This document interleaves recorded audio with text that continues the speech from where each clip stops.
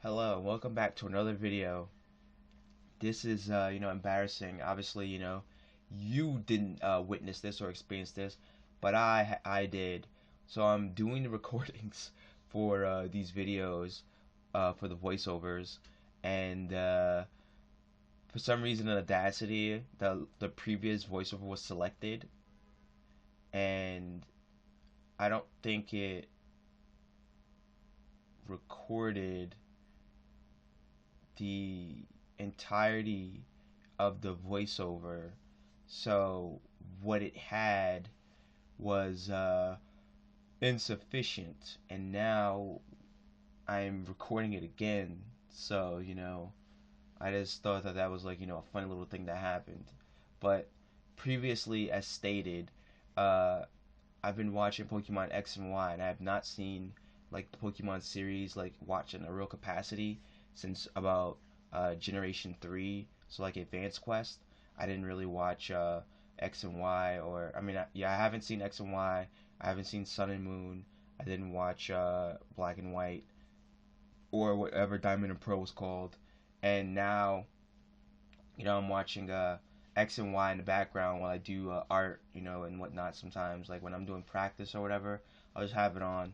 And one of these things I notice in like Pokemon is like they really they really like just hate Beedrill. Like I feel like the Pokemon anime has completely given up on Beedrill and has not rehabilitated Beedrill's image at all. Like Beedrill is just a jobber antagonist who they do not care to give anything good to. It's like, oh, something bad is happening. Oh yeah, that's Beedrill's fault. Like Beedrill did it.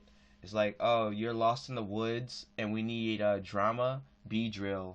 Oh, you made a loud noise in the woods and we need drama. Beedrill. It's like, it's so sad because it's like it makes Beedrill into like this like one note enemy who they just kind of insert as needed. Like it's like a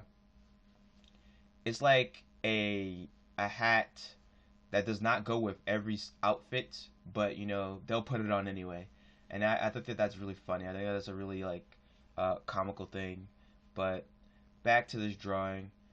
Here, obviously, I'm erasing some things, and these are just the pencil lines I'm erasing.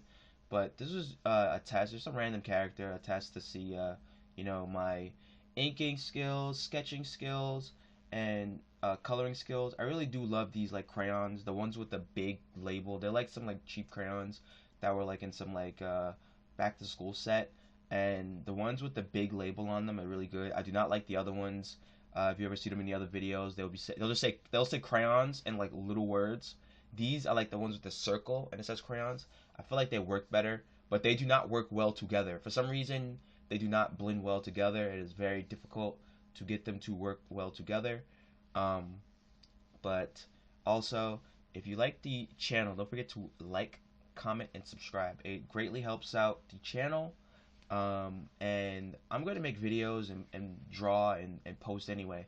Like, there's not really, I don't really think you get much incentive, but I guess the incentive is that, it's something for free, and, I will maybe be motivated to do more videos. I'm not unmotivated. I'm not uh, more motivated or less motivated. I just do it. You know what I mean? Like there's no like in between. But also with like the crayons, there's like a method or like a step by step process in which you apply the colors to get the mixtures to look a certain way, and sometimes it's a bit hard. So I also recommend like using a napkin to wipe it, at some point because when you use a napkin, the texture does like if you can see like how it got like kind of glossy. It is a very interesting thing when that happens. But I obviously noticed some weak points. Obviously the hair. I think that overall like certain things do look relatively like okay, but I think the hair is something that I'm very weak in, and the inking on the face, the portrait, I would call it, it's kind of weak. But if you made it this far into the video, thank you. This video originally is like 23 minutes or so, or no, 17 minutes, and I condensed it down to 5 minutes. So thank you, and I'll see you in the next one. Bye.